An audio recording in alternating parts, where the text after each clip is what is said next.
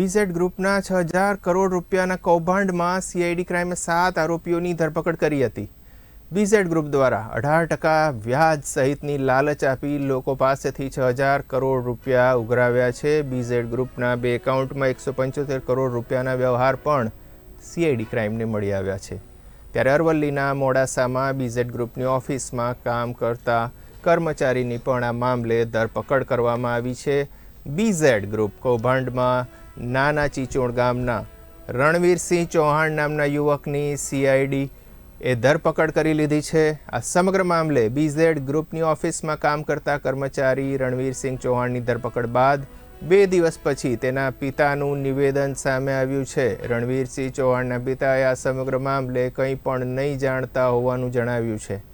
તેમણે જણાવ્યું છે કે મારો દીકરો 12000 રૂપિયાના પગારે નોકરી કરતો હતો અને એની ધરપકડ થતાં સમગ્ર પરિવાર ચિંતામાં ગરકાવ થઈ ગયો છે।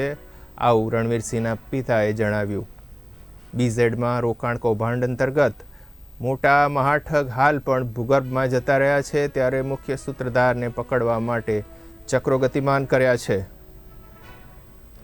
મારા દીકરા થાય છે, મારો એક જ દીકરો છે રણવીરસિંહ, અને ગ્રેજ્યુએશન કર્યા પછી કોઈ નોકરીની કોઈ શક્યતાઓ નથી દેખાતી અને કોઈ મિત્ર વર્ગ દ્વારા આપણા ભૂપેન્દ્રસિંહ ઝાલા બીઝેડની અંદર વાત મળી તો એ નોકરી માટે તૈયાર થયા અને 12000 પગારના રીતે 1 વર્ષની નોકરી બજાવશે। હાલ સીઆઈડી ક્રાઇમ બ્રાન્ચે જે ધરપકડ કરી છે એના લીધેથી અમારા પરિવારની અંદર શોક અને લાગણી બહુ છે, બરાબર। અને એમના એક પત્ની અને એક બાળકી નાની છે 4 મહિનાની। હાલ એ લોકો ન્યાય માટે તડસી રહ્યા છીએ અમે બધા। એ થયેલા સાહેબ 1 જ વર્ષથી નોકરી ચાલે। અમારું તો સાહેબ આ રીતે માગે છે કે જલ્દી આ લોકોને ન્યાય મળે, બરાબર, અને એમના ભવિષ્યને સારું એવું આગળ પ્રગતિ થાય, અટકી ના જાય, એટલા માટે અમે સરકારને વિનંતી કરીએ કે આ લોકો ન્યાય આપો। ના, એ સાહેબ ઓફિસથી થયેલું છે। અમને તો લગભગ રાત્રે 8-9 વાગે ખ્યાલ આવ્યો, પછી કોઈ કોન્ટેક્ટ નહીં છે।